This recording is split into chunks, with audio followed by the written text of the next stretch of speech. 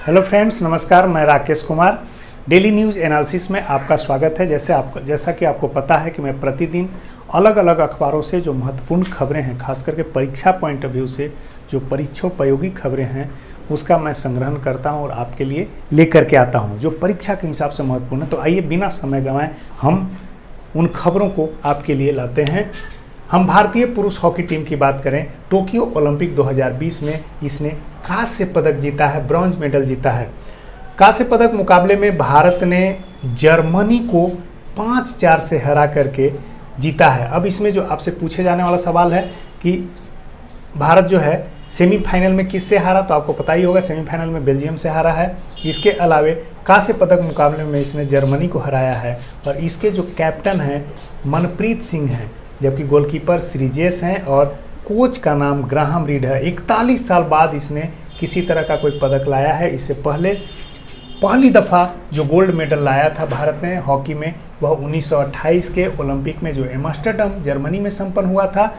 उसके कैप्टन जयपाल सिंह मुंडा थे, जो कि झारखंड के रांची के रहने वाले, जिन्होंने झारखंड आंदोलन भी चलाया था। और उसके स्टार प्लेयर हॉकी के जादूगर ध्यानचंद थे। पहले पूरे ओलंपिक में इन्होंने 14 गोल दागे थे और पहला जो फर्स्ट गोल्ड मेडल आया था भारत के लिए, उसमें नीदरलैंड को फाइनल में भारत ने 3-2 से हरा करके गोल्ड मेडल जीता था। यह सिलसिला काफ़ी समय चला। लास्ट गोल्ड मेडल जो भारतीय हॉकी टीम ने जीता, पुरुष वाली हॉकी टीम ने 1980 में मॉस्को ओलंपिक में जीता। इसने फाइनल में स्पेन को 4-3 से हरा करके गोल्ड मेडल जीता था।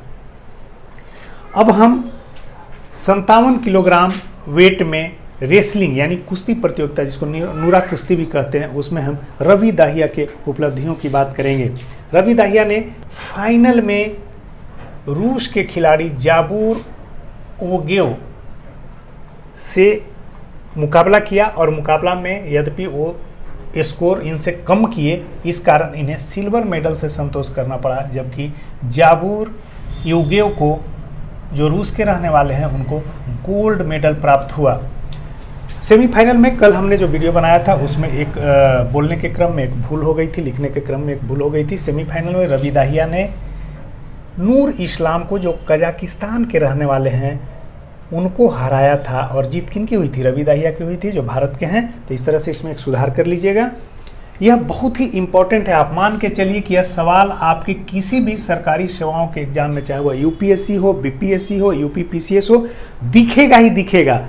अगर जो है सेमीफाइनल की बात करेगा तो किस खिलाड़ी को हराया इन्होंने रवि दाहिया ने, यह ना पूछ करके पूछ सकता कि किस देश से भारत का मुकाबला हुआ। और 57 किलोग्राम जो वेट वाला संवर्ग था, उसमें नूरा कुश्ती में रवि दाहिया ने किसको हराया, किस देश के खिलाड़ी को हराया, तो आपको याद रखना होगा।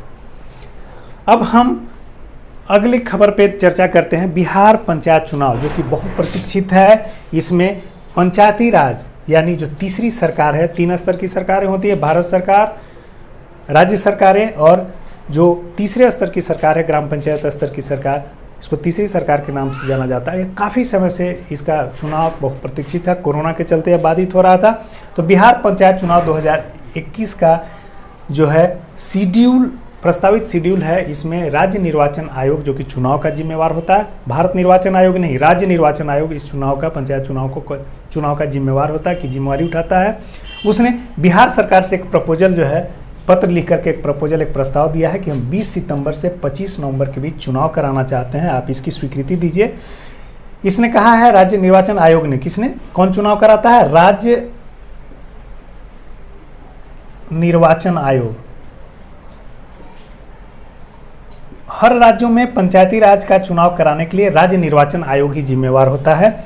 इसने बिहार सरकार को प्रपोजल दिया है कि 20 सितंबर से 25 नवंबर के बीच में हम 10 चरणों में बिहार में पंचायती राज का चुनाव कराना चाहते हैं। इसमें इस बार मॉडल जो होगा चुनाव का, वह 2 होगा, ईवीएम का उपयोग होगा और बैलेट पेपर का उपयोग होगा। अब जानिए कि 4 जो पंचायती राज के प्रतिनिधि हैं, वार्ड सदस्य, मुखिया, ग्राम पंचायत सदस्य और जिला परिषद, इनके लिए ईवीएम का प्रयोग किया जाएगा, जबकि बैलेट पेपर से, मतपत्र से ग्राम कचहरी के सदस्यों, सरपंच और पंच का चुनाव जो है बैलेट से किया जाएगा। अब जातीय जनगणना की अभी बहुत चर्चा है। जातीय जनगणना के बारे में जहाँ तक मेरा नॉलेज है, लास्ट 1930 में हुआ था और जातीय आधार पर जो है भारत में अंतिम जनगणना या पहली जनगणना वही हुई थी, ब्रिटिश हुकूमत ने करवाया था। अभी नीतीश कुमार ने भी, बिहार के मुख्यमंत्री नीतीश कुमार जी ने भी जातीय जनगणना के लिए भारत के प्रधानमंत्री को पत्र लिखा है। इस बीच में एक तरफ जातीय भेदभाव को समाप्त करने की बात होती है, दूसरे स्तर पर जातियों की संख्या गिनने की बात होती है।